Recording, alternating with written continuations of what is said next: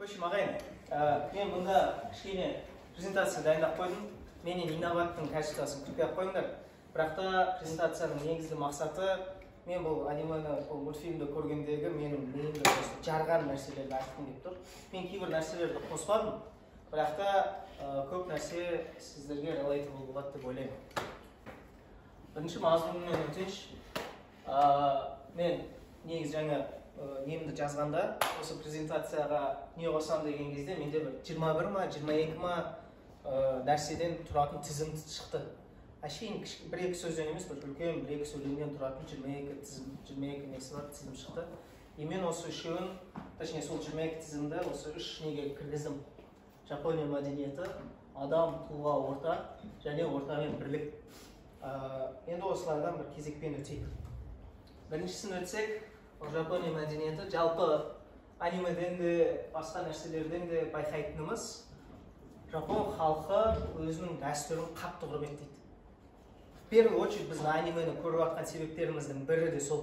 Өйткені біз жаңағыдай осы жақында бір жерден оқыған Duolingo'ны барлығымыз білеміз ғой. Duolingo'да топ 5 болып тұрған тілдер қандай деп ойлайсыңдар?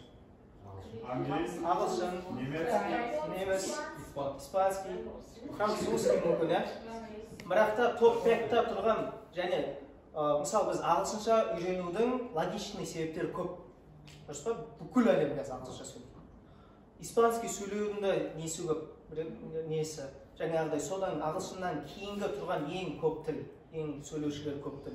Французский, немецкий да жаңағыдай scholarship'тар болуы мүмкін, ол тілдерде кеңінен таралған, бірақ та ол тілдердің де негізі ақылға сыйымды себептері көп ол тілдерді үйренуге, дұрыс па?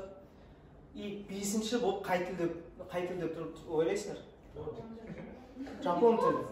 И мен соны көрген кезінде қатты ойландым. Зачем?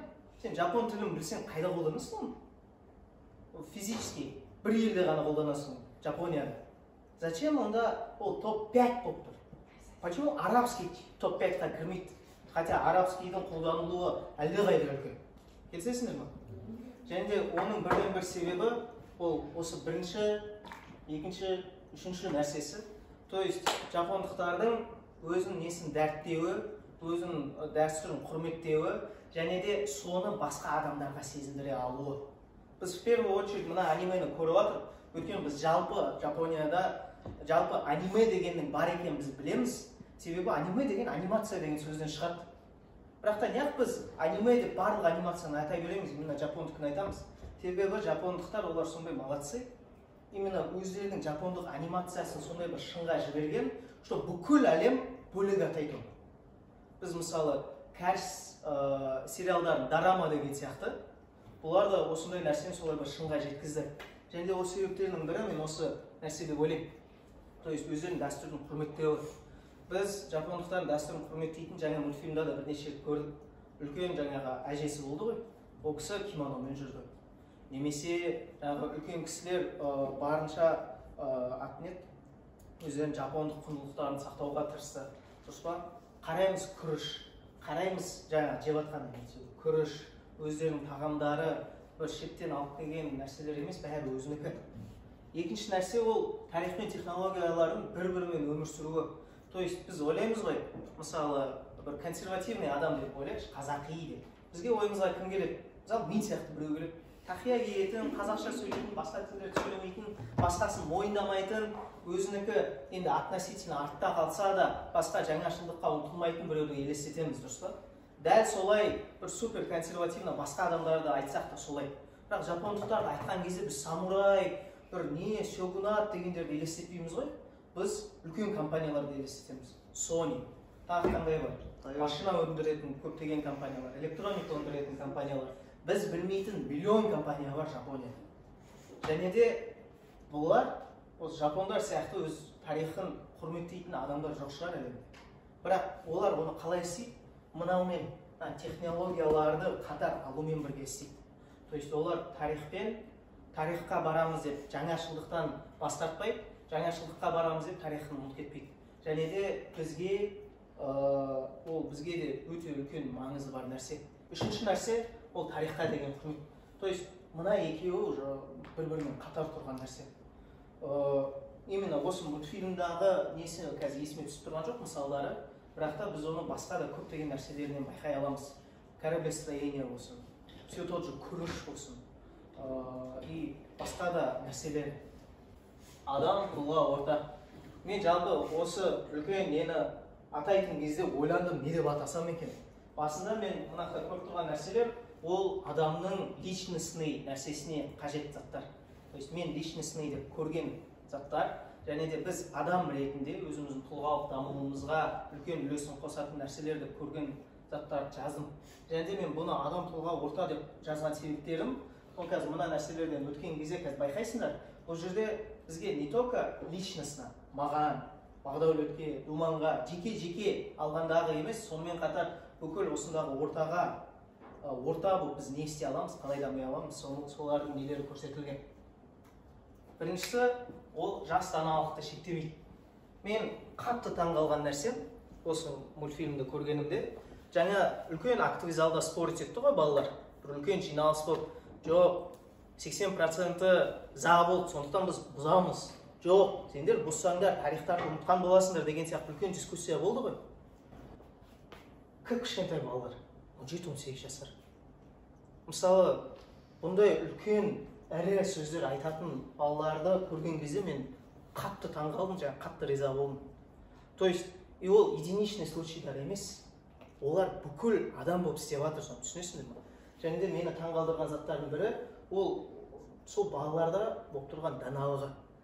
То есть мен бұнда не жаздым? 17-18 жасар мектеп оқушыларының үлкен әңгіме айтуы, үлкен ойларды толғауы. То есть именно латинский квартал бұзамыз дегендегі біреудің жаңашылдыққа жол ашайық дегені, екіншісінің ол нәрсе тарихын ұмытумен теңдеу. То есть айтқым келіп тұрған нәрсе, біз кішкентайымызды, жаспыз деп, біз әлі өмір көрмедік деп, біз өзіміздің ой өрісімізді тежемеуіміз керек, өз-өзімізді қыспауымыз керек. Және де әртүрлі ойларға, әртүрлі тұжырымдарға ойланып, сол нәрселерді қарауымыз керек. Ойлардың әртүрлілігі мақсаттың бір болмауына тең емес.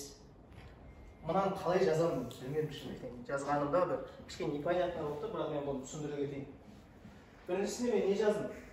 Адамдардың өз орнын біліп шектен шықпауы, қарсы ойда болса да оқушылардың бір мақсат пайда болғанда бір нәрсе жұмыс жасауы, төбелесіп жатса да мұғалім келгенде оқушылардың тоқтауы, мына нәрсе просто маған взрыв мозга болды. Осы жердегі ең взрыв мозга болған нәрсе осы шығар. Неге айтайын ба? Тура жаңағы жиналыс болып жатқан кезде не болды? Бір-бірімен итерісіп, қырылысып жатыр, дұрыс па? Сөйтті да жаңа председатель деп жатқан сол президент ғой шамасы. Мектептің президенті шықты да бір өлең айтып бастады, сөйтті бәрі тоқтады. Тоқтады бәрі. Неліктен? Өткен оған біреу есіктен кіріп, қол бұлғады ғой, сигнал берді, дұрыс па? Мұғалімдер келеді. Анау шықты, бәрі түсінді, тұра қалып хор айтты. То есть хорым өлең айтып кетті. Маған бұл нәрсе сондай, вау дедім мен бұл нәрсені көргенде. Неге? Потому что елестетіңдерші, төбелес, ана жерде төбелес болып жатыр. Мұнақа мұғалім тұрмақ, милиция келсең де до конца жасады ғой, біздің адамдар келсесіңдер ма? До конца. Или келіспейсіңдер ма мен айтып жатқаным? Біздің адамдар демей-ақ қояйын әрине. Бірақ та мынандай болады деп ешкім ойламайды ғой. Ема полиция келеді. Ой, жақсы. Потом сөйлесеміз деген сияқты жоқ қой. То есть ана тақырыпқа қайтып көз салайықшы. Ойлардың әртүрлілігі, то есть мұнда пікір екі түрлі ғой. Біреу бұзсын дейді, біреу салсын дейді. Негізі ойланып қарасаң үлкен мәселе, бірақ та қазір мұғалім кірсе бәріміз таяқ жейміз деген нәрсе бір мақсат болып тұр ғой құрсын, оқушы ретіндегі. Сол нәрсеге тоқтауы маған үлкен не болды? Мені қатты таңғалдырды. Инсайт емес, просто мені таңғалдырды. Екіншісін оқи кетейінші. Біз кейде пікіріміз келіспей қалса, бір-бірімізді жеп қоя жаздаймыз. Бұл дұрыс емес. Себебі қазір қарсы пікірде болған адамдар ертең мақсаттар бір жұмыс жасайтын болады. Біз оны неден көреміз? Біз оны өткен жолғы болған қойылымнан көреміз. Режиссерлар келіспей қалуы мүмкін. Режиссер мен продюсер келіспеуі мүмкін. Костюмерлер келіспеуі мүмкін. Реквизитчиктер келіспеуі мүмкін. Бірақ та ол келіспей болды, мен ештеңе жасамаймын дегенге әкеп тіремейді ғой.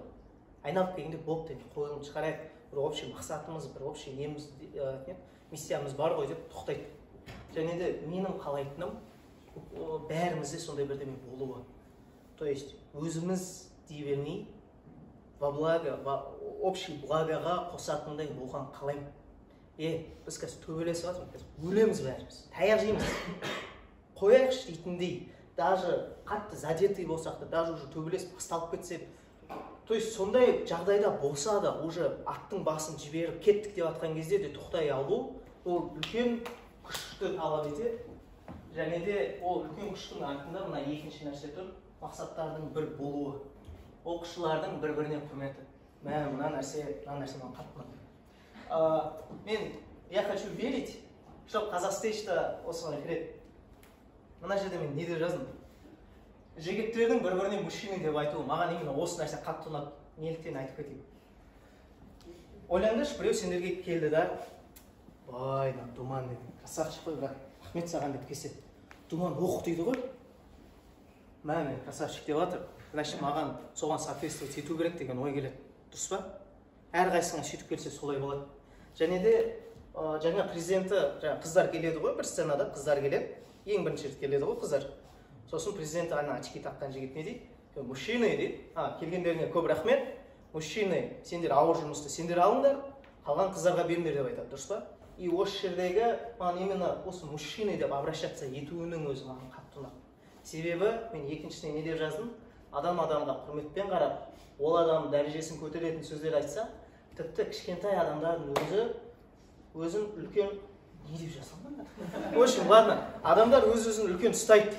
То есть мен біреуіңе келіп, азаматтар, еліміздің болашағы, болашақ инженер, ғалым, көшбасшылар, сендерсіңдер деп айтсам, мен қазір мысал қылып айтып жатқан жоқ, мен шынымен айтып жатырмын. Араларында жаңағыдай ғалымдар, инженерлар, да в целом ертең еліміздің туын тік көтерер адамсыңдар ғой барлықтары. Сол себептен отырсыңдар ғой мына керемет университетте. То есть мен осылай атадым сендер. Ема дейсіңдер сендер. Естерің түседі. Ема дейсіңдер. Мынау шынымен солай ғой. Егер Айғон солай айтып жатса, или неважно, кто солай айтып жатса, значит мен ол нәрсеге соответствовать етуім керек. Әрине, анандай адамдар болады, безответственный. Бірақ та безответственный адамға келіп, бауырым, саған рахмет. Сен үлкен тірлік бітірдің, сол үшін саған рахмет, сол үшін сен красавчиктің десе, и оған искренне айтса, ана бір жерде отыра ғой, искренне айтса, онда даже самый безответственный, самый дно деген, енді үйтіп айтуға болмайды адамға әрине. Бірақ та сондай адамның өзі оқ дейді. Мен шынымен тірлік бітіріп жатыр екен ғой, кішкене ақылға салу керек, кішкене ақылға келу керек деп айтады. Ол жас даналықты шектемейді. Мен қандай бір ситуация жасаған мен былай жылжытқаным, видимо, жүрмей қалған ғой. Тоқташы мен. Мен қайталанып кеткен ғой, I'm sorry. Мінездің маңыздылығы. Осы нәрсе басында 3 түрлі слайд болған. Мен ойланып, оларды бүйтіп біріктірдім. Себебі мен мынақа не жазғам? Осы жазған нәрселерім бойынша өтіп кетейікші бірінші. Барлық персонаждардың ержүрек, табанды мінезді болуы. Балалар өте ашық мінезді, ойларын еркін айтуы және харизматичный болуы. Балалар... мен істемедім, бірақ я не знаю, почему. Ладно, мен қателіктерімді, бұл бірінші мұғын айт, сондықтан мен рахмет, мынандай қателіктерімді кешіресіздер. То есть мен мына мінездің маңыздылығы деп мен нені айтқым келді. Үшіншісі негізі қазір айтамын, не екен есімде тұр. Мінездің маңыздылығы деп мен мына жерде не айтып отырмын. Біріншіден ойлаңдаршы, сендер мектеп оқушыларсыңдар. Бәріміз мектепте оқыдық 3-4 жыл бұрын. Кейбіреулеріміз өткен жыл оқыды. Дұрыс па? Мінездің маңыздылығы деп мен айтып жатқан нәрсем, қандай персонажға қарама, бәрі бір ержүрек, мужественный. Мысалы, жаңа стена штукатурить етіп жатқан кезде бір қыз келді. Неғылатсың, өсей, түк дейді. Жаңа философ ең бірінші шыққанда, қалайсыңдар, келгендеріңе рахмет, мен сендерді іздедім деуі. Немесе мына апта тұрған главный персонаж, Сюн деген главный персонаж. Бұл фильмда 18 жасар баланы ойнағанымен де бұл мен үшін бір роль модел, шынымды айтайын. Себебі оның мінезі маған қатты ұнайды. Ол сондай бір табанды, ол ержүрек, ол өзінің пікіріне қатты сенеді. То есть ол өз пікірін дәлелдей алады және оған сенеді. Оған айқын мысал, жаңа жиналыс болып жатқан кезде аяғын теуіп, ха-ха деп күледі ғой. Сендер жындысыңдар ма? сендер мынаны бұзсаңдар, тарихтарыңды ұмытасыңдар, тарихтарыңды ұмытсаңдар, ол өлген адам өліп кетті ғой деп, ұмытқанмен тең ғой деп айтатын жері бар ғой. То есть, ержүрек. Екінші байқаған нәрсе бәрі мінезі ашық. Либо мультфильм болғандықтан сондай ма, либо басқа ма, білмеймін. Бірақ та мінездің ашық болуы бір, және ойларының еркін айтуы екі маған қатты не болды, бір inspiration болды. Себебі, мысалы, бір-біріне прикол айтқан кезде де, ой, бастарың жарыңдар одан да үйді бұзғанша дейді ғой. Олар ойларын еркін жеткізіп жатыр. Олар бір-біріне нақты айтып жатыр. Олар бір-біріне қысылып жатқан жоқ. Және де айтып жатқан ойлар қате болса мойындайды, қате болмаса ұялмайды. Және де менің ойымша ол өте маңызды нәрсе. Әрине, менің ойым маңызды деп лағуға болмайды. Бірақ та адамды шектейтін нәрселерінің көбісі ол осындай ойлар. Мен қазір қалай көрініп қаламын, мен жайлы не ойлап қаламын. Мысалы, мен сондай ойларым көп болса, мен мұнан шығармасым. Мә, қазір мен бағам, қателестім, мысалы, ананың өзін 2 рет қайталадым, ана слайдты 3 рет қайталадым. Бірақ та ондай ойлар болмау керек адам. Және де ондай ойлардан арылу керек, және ашылу керек. И осы екі нәрсе болған жағдайда, мінезі ашық болып, ойын еркін айта алатын, ержүрек мінезді адам болсаң, сен автоматически харизматичный боласың. Мына жігіт көп сөйлемейді, түрінен қарайсың, интроверт. Бірақ та харизма ұрып тұр одан. Келісесіңдер ме? Просто ұрып тұр харизма. Білмеймін, маған солай көрінді, сендерге не знаю. Харизма ұрып тұр. Себебі жаңағыдай заттар бар. И біз сол нәрселерді ескеруіміз керек. Мінез маңызды болу керек. Мына үшінші нәрсе. Ұмытып баратын ғой. Маған қатты ұнаған нәрселердің бірі, қайтадан олардың оқушы екенін есімізге түсірейікші. Олар всего лишь школьник. 17-18 жасар балалар. Скорее всего, олар әлі кәмелетке толған жоқ. И олар тұрады да, мысалы, ойлаңдар, сендер, білмеймін, орталықтан алыстау жерде тұрасыңдар, 17 жасарсыңдар. Сөйтіп тұрып, сабақ кезінде, сабақтан қашып, біздің реалияға салсақ, мысалы, BI групптың бастығымен кездесуге баратсыңдар. 3 оқушы бұл. 3 оқушы бұл, ойлаңдаршы. BI групптың бастығын аты кім еді, мен ұмытып қалдым. Сондай бір үлкен адамға баратсыңдар. Айналдырған 3 оқушы. То есть, ол қандай мінез, ол қандай табандылық, ол қандай сондай өзінің идеясына, өзінің миссиясына берік сенімді адамдар. Және де сол нәрсе де маған өте ұнады. Себебі ойлап қарасаң, олар всего лишь оқушылар. Бірақ та біз нақты асынсыз айтқым келіп тұрған нәрсе, мен мұнда олар оқушылар деп көп айтып жатырмын. Бірақ та бұл нәрсе бізге қатысты емес деген сөз емес. Біз де ойлауымыз мүмкін кейбір заттарды жасауға біз әлі кішкентаймыз. Енді 20-21 жасар балалар ғой ең үлкені деген. Бірақ соның өзінде де, мен әлі жаспын, мен әлі баламын, маған кетшәрді, боқмұрын, бірдеме деп айтады деп ойлаймыз. Бірақ та егер де біз сол адамға мына ең бірінші тұрған сөзге қараңыздаршы, соны көрсететін болсақ, біздің мінезімізді көрсететін болсақ, онда ол міндетті түрде үлкен жеңіс болады. Себебі оқушылар келсе де, жаңа бастық қабылдады олар. Оқушылар келсе де өзінің план шегерді бұл бастық. Оқушылар келсе де, болды, мен мына сендердің үлкен еңбектеріңді және сендерге бұл қандай маңызды екенін түсіндім. Сол себепті де мен жаңа жерде саламыз занем деп айтты. То есть, мінез это наше все. Мақсаттың үлкендігінен қорықпау. Так, кажется, мен жаңа нәрсені, үш жерде айту керек нәрсені жаңа айтып жібердім. Частично жаңа айтып жібердім. Мұндағы айтып жатқан нәрсе, біз кейбір нәрселерді бастамаймыз, кейбір нәрселерді істегіміз келмейді, себебі ол тым үлкен. Біз Айлышқа прикол ұстаймыз ғой, Марсқа су апар, ауа жеткіз деген тема ше. Бірақ та мақұл, енді оны істеу қиын шығар. Бірақ та реалистичный, бірақ бізге үлкен болып көрінетін заттар қаншама.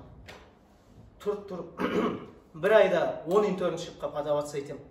Мақұл, бір ай емес, бір аптада. Үлкен мақсат бар? Үлкен мақсат, я считаю. Бір айда, или бір жылда 100 миллион теңге табам. Үлкен мақсат бар? Үлкен мақсат. Ауылдың мектебін бітірсем де, специализированный школада оқымасам да, нуға түсем. Үлкен мақсат бар? Үлкен мақсат. То есть, біз мақсаттың үлкендігінен қорықпауымыз керек, және мына мультфильмде біз түсінетін нәрселер, мен қайталап айтам, оқушылар ойлаңдаршы. Оқушылар тұрып, өздерінің 17-18 жасар кездерінде ойлаңдаршы. 17-18 жасар баласыңдар. 50 жыл тұрған, ағаштан тұрғызылған, қаңырап қалған, ескі, дәу, 3 этаж, 4 этаж ба, білмеймін, зданияны ремонт жасайсыңдар. Немыслимый нәрсе ғой ол. 17-18 тұрма, қазір жасай алмаймыз біз ондайды, келісесіңдер ма? То есть, ол қандай үлкен мақсат, және оның артында қандай үлкен идея тұр. Бұл біздің тарихымыз, сондықтан біз осыны істеуіміз керек деген. То есть, бұл нәрсе маған бір үлкен инсайт болды, инсайт болды. Біз мақсаттарымыздан қорықпауымыз керек. Біз вообще ешнеден қорықпауымыз керек. Если получится, получится. Если не получится, угадайте, что? Не получится. Супер логично, бірақ одан қорықпау керек. Үшінші нәрсе келейікші. Ортамен бірлік деген. Мына нәрсе, мына осы жердегі. Вообще мен бұл мультфильмді, бұл анимациялық фильмді сендерге көрсетіп жатқан бірден бір себебім осы. Ол бірлік. Ол орта. Осы жерде мен мыналарды оқып шығайыншы. Біріншісі, ол мектептің адам өміріндегі маңызды кезең екенін түсінуіміз керек. То есть, ойлаңдар, сендер оқушысыңдар. Латинский квартал деген сияқты мектептердің қасында сондай үлкен керемет здания бар. И ол зданияның ішінде сондай керемет үлкен кружоктар бар. И мен в кавычках неде жаздым? Тек мектеп емес. Неліктен? Потому что мен сендерге естеріңе салғым келіп тұр. Мектеп өртте кетті, біз қайтып бармаймыз мектепке. Бірақ та біз қайда екенімізді есімізге түсірейік. Және біздің қазіргі болып жатқан жерде біздің өміріміздегі маңызды кезең екенін біліп жүрейік. Если слишком философствовать етпей айтатын болсам, біз университетте жүрміз. Университет біздің өміріміздегі маңызды кезең. Ал сендердің қазір орта болып жиналып жатқандарың, ол одан да үлкен маңызы бар. Ертең, осындай болып қой, қандай керемет болды деп еске алатын, сондай бір естелік болып қалатын нәрсе.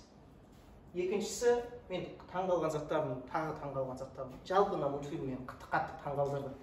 Таңғалған деген нәрсе топ сөз болады қазір, осы біткенше дейін. Мектеп газетасында болатын тақырыптар. Мектеп газетасы деген жалпы телефон пайда болғалы, интернет пайда болғалы жоқ болып кетті. Өйткені мен бүгін Гүлтас апаймен сөйлестім, айтып жатырмын. Негізі мектеп газетасы бұрын болған нәрсе. Балалар соқа өлеңдерін шығарады, басқа болады. Да и в целом газета как таковой тірі болып жатқан кезде ол қолданылады. Біз дәл қазір любой Instagram аккаунт, Telegram аккаунт, TikTok аккаунт ашқандай, бұрынғы сондай СМИ ол газет болады. Және де осы жердегі маған қатты ұнаған нәрселердің бірі, ол мысалы біз қазіргі СМИ-ді алайықшы. Мысалы осы нудың ішінде қаншама бұқаралық ақпарат құралдары бар. Ну Авеню бар. Ну тағы не бар? Ана VA бар, Батрюме бар. Student House деген TikTok канал бар, дұрыс па? Я не знаю, Тумба бар, білмеймін. Сондай сияқты каналдар көп қой. Келісесіңдер ма? Көп ондай каналдар. Қызық болса, өзіңе ұнайтындарын алып аласың. И оқта біз не шығарамыз? Кейбіреулерінде біз лаққан нәрсе шығарамыз. Кейбіреулерінде біз действительно маңызды нәрсе шығарамыз. Кейбіреулерінде біз признаемся в любви, пәленшені іздейміз. Там кішкентай ханымдарды бесті ойнаған кім, біз берген курсоватор деген сияқты зат жазамыз, И мынақта маған ұнаған заттардың бірі, мен қазір ойланып қарасам, бізде ол қазірде бар екен, бірақ та именно мектепте ол жатқан нәрселердің бірі, ол мына нәрсе. Кавычка жазылған нәрсе болғандар. Физика пәнінен болжам. То есть, это все равно, что өткен жылғы квиз, өткен жылғы миткалар бар ма деген сияқты нәрсе ғой. Бірақ та ол сондай маған қатты ұнаған нәрселер солды. То есть, олардың мақсаттары басқа. Түсінесің, бір фундаментально бөлек олардың мышлениясы, олардың ойлауы. Тұра сап, үлкен зданияны, 50 жылдық зданияны ремонт жасай салады, и осындай нәрселермен айналысады. Келесі нәрсе ол оқушылар мақсатының айқын болуы. Мына суретті мен бекерге алмадым. Мына суретті. Ол жаңағы соңғы сценалар ғой. Бәрі тұрып хор айтатын. Хор айтқаннан кейін жаңағы бастық кісі мен түсіндім, басқа жерде салатын болдық деп айтатын жері ғой. И неліктен мен бұл суретті алған негізгі себебім ол осы үшін. Оқушылар мақсат айқын болды. Просто так кеттік латинский кварталдыға ремонт жасайық десе, кім бар? Айтыңдаршы. Просто так кеттік 1000 адамға 3 рет қатарынан Orange Hall'да қойылым қояйықшы. 1040 реквизиті, 1040 көйлегі бар десе. Кім келеді? шынымен ойланып қарайықшы. Бірақ та олардың мақсаты айқын болды. Бізде мақсат айқын болған сияқты. Біз адамдарға қазақ тілін үйретеміз. Біз қазақ тілді просто қазақи, әшейін типичный, тақия киген, махаббат қызық болған жылдар тақия періште қоятын емес. Шынымен үлкен темаларды қозғай алатын және шетелдік шығармаларды істей алатын клубпыз деген сияқты үлкен мақсат тұрды ғой бізде. Кішкентай ханымдарды қойғанда дұрыс па екен? Сол сияқты осындай мақсаттың айқын болуы маған қатты ұнады. Бәрінде просто так киіп жүр сабақтан кейін. Жаңа қыздың өмірінен көріп тұрмыз. Бәріміздің өміріміз сондай ғой құрсын. Егер үйде жүрсек, сабақтан келеміз, үйдің тірлігі. Там жігіттерді өзінің тірлігі, қыздарда өзінің тірлігі. Дұрыс па? Бірақ та дегенмен де сондай мақсаттың айқын болуы, ол кез келген адамды не істейтін нәрсе, итеретін нәрсе. Төртінші нәрсе, ол оқушыларда осындай көп қызығушылар орталардың болуы, то есть секциялар, кружок астрономов, кружок математика, кружок философов, кружок редакция, латинский квартал. Сонша нәрсе көп қызығушылық, маған ол қатты ұнады. Өйткені мен ауылдың мектебін бітірдім. Бізде болған нәрсе, единственный нәрсе ол дебат клуб болды. Әрине ол бәрін жарып атқан мықты дебат клуб. Бірақ та басқа нәрсе болмады бізде. И я уверен, ол менің ауылымда, мен әйтпесе Назарбаевтың ауылында тұратын адамым ғой, құрсын, Назарбаевпен көрші тұратын. Сол кісі салған мектепте оқыдым ғой мен. Егер сондай мектепте мынандай нәрселер болмаса, басқа жерлерде ондай бола ма? И бұл уже чуть-чуть үлкен тақырып, мен оны қатты қозғағым келмейді. Бірақ та бұл тақырыптан мен мына тақырыпқа өткім келеді. Біз осындай орта құруға қалмай еңбек етуіміз керек. И мен сендерге айтайын, біз өзі еңбек етіп жатырмыз. Біздің ондай ортамыз ол Қазақ стейдж. Себебі бізге қарап қаншама адамдар бой түзеп жатыр. Бізге қарап қаншама адам бізге кіргісі келіп жатыр. Бізге қарап ертең біздің модельді қолданып, мысалы тура осындай ортада біз именно бір басқа бір мақсатта тұрған бір клуб істей аламыз ғой, по идее. Давайте тұрып театр емес, басқа нәрсе бола салайықшы десек. Әрине кейбір адамдар кетуі мүмкін. Кейбір адамдар мақсаты басқаша болуы мүмкін. Бірақ дегенмен де осындай ортамызды сақтай отыра мақсатымызды чуть-чуть өзгерте аламыз ғой. И біздің мақсат мына нәрсе болу керек. Неліктен? Себебі мұнда тұрған әрқайсың, сендер құр студент, құр үйдегі ұл қыз, құр миткаларын жазамай, дедлайндарын үлгермей жүрген бір бейшара емессіңдер. Сендер үлкен адамсыңдар, сендер тұлғасыңдар, личностьсіңдер, әрқайсың личностьсіңдер. Және де сендердің жететін жетістіктермен асар асуларың қандай екенін мұндағы ең жаңағы әтінет, Әлшер айтқан жақсы көреді ғой, мен біреудің потенциалын көре алам деп. Әлшер де көре алмайды ондайды. Сендер настолько мықты адамдарсыңдар. И ақыр біз сондай мықтымыз, біз басқаларды да сондай болуға тартуымыз керек. Біз басқаларға сондай рол модел болуымыз керек. Біз басқаларға деп бүкіл елді алмасақ та, как минимум өзіміздің үйіміздегі бауырларымызды, как минимум туғандарымыз жоқ болса, туыстарымыз жоқ болса, көршілеріміз жоқ болса, сыныптастарымызды тауып, өзімізден қара басымыздың қамын ғана ойлай бермей, осындай үлкен нәрселер жасауға тырысуымыз керек. И соңғы нәрсе ол мынау. Мен жаңа айтып кеттім, орта мен бірлік. Осы нәрсені көрсеткім келген бірден бір себеп, именно осы анимациялық фильмді. Оппенгеймер емес, хотя Оппенгеймер типа ғалым, басқа емес. Именно осыны көрсеткім келді. Зачем мне вообще начинать с аниме? Вообще Диана, ой, гейсің ба деген нәрсе жазды. Зачем мне начинать с чего-то, что адамдар маған ертең келіп, гей, не мынандай көрсетіп жатсың деп айту үшін. Зачем? Менің атым Қожадан, немесе басқа да классика болып есептелетін, немесе қазақи болмаса да жалпы осындай да маңызы үлкен нәрселерді көрсетсем болатын еді ғой. Неге мен мынадан бастадым? Зато гейлар уважать. Себебі мына адамдар ол біз 2-3 жыл бұрын. Біз Оппенгеймермен өзімізді relatable істей алмаймыз. Біз, білмеймін, Интерстеллардағы ана инженермен өзімізді қатар қоя алмаймыз. Біз Великий Гэтсбимен өзімізді қатар қоя алмауымыз мүмкін. Бірақ біз 100% мына адамдармен өзімізді қатар қоя аламыз. Біз 100% мына адамдардың көріп жүрген нәрсесін көрдік. арасында даже кейбір персонаждар бар, мұнда отырған адамдарға ұқсайтын, айтсам күлесіңдер ме? Давай. Ана охранникті жүргім. Кімдер ма?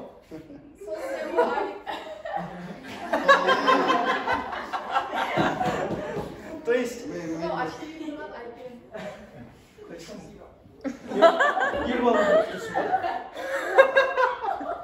То есть, бұл нәрсені көрсетіп отқан себептердің бірі, біз бұл адамдармен relatable бола аламыз. Және де біз relatable болғаннан кейін біз бұл адамдардың жеткен жетістіктері мен мақсаттарына біздің де қолымыз жететініне сеніп бастаймыз. Негізгі мен осымен бастаған нәрселерім осы болды. То есть бірлік бәрін жеңеді. Нұрсәуле жаңа айтып жатыр, қайда болып бірлік? Әрине ол прикол ұстап айтып жатыр. Бірақ та мынау бірлік болмайды. Не? Адамдар қырылысып, төбелесіп жатқан кезде мұғалім келе жатыр деп хор айтуы бірлік болмайды. Не? Соншама үлкен жұмыс, физический лейбор. Әрине біздің қойылымымыз оңай болмады. Бірақ ойлаңдар, сендер сонша нәрсені тасып, сонша нәрсені краскілеп, жаңағы біреу лестницаға шығып, анан шаңын кетіріп жатыр, тоспай, люстраның жоғарыға шығып, қоңырау, дәу колокольның несін дұрыстап жатыр. Сондай опасно, сондай ауыр жұмысты істеп, сондай жетістіктерге жетіп жатыр. То есть ол бірлік болмайды. Не бірлік болады, айтыңдаршы. Сол нәрсені бірлік демей, біз нені бірлік деп айта аламыз вообще. Және де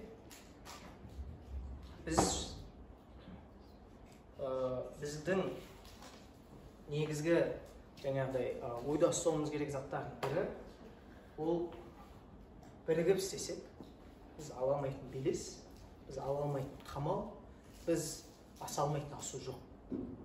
Және де мына бүкіл нәрсенің көрсеткен себептерінің жалғыз себебі осы. Жалғыз себеп осы. Мен сендерге ана Шүн мен Умидің любовный линиясын көрсету үшін көрсетіп жатқан жоқпын мына нәрсені. Мен атмен ойбай өліп қалыпты, дешевый драма деп өзі айтып тұр ғой, персонаждың өзі айтып тұр ғой. В смысле деп тұр ғой ол өзі, как деп. Мен ол үшін көрсетіп бердім сендерге бұл нәрсені. Мен ол үшін өзімнің условный зона комфортымнан шығып, мынақта кішкене ысқырып, жұрттың бәрін мазасынап, Сабинаға да жаздым, Ерасылға да звондадым, ойбай зарядка забыл, ойбай анау берші, Алматтан колонка сұрап, мұнда Рақымжанды алып келіп, бірақ бірдеңе істейікші деп жүргенім, ол осы нәрсе мен сендерге көрсеткім келді. Мен қуаныштым мұнда біраз адам отқанына. Мен одан да қатты қуанар едім, егер мұнда одан да көп адам болса. Бірақ та как минимум сендердің менің осы кішігірім ивент, кішігірім тимбилдингқа жасырған дейін ба, қойған сондай үлкен мақсатымның көрермені болғандарыңа мен өте қуаныштымын. Және де келгендеріңе көп рахмет. Для меня это много значит. Себебі бұл literally моно ивент болды. Мен өзім жүргізіп жүріп, адамдар тартып жүріп, соны ұйымдастырдым. И сендерге ұнады деген ойдамын.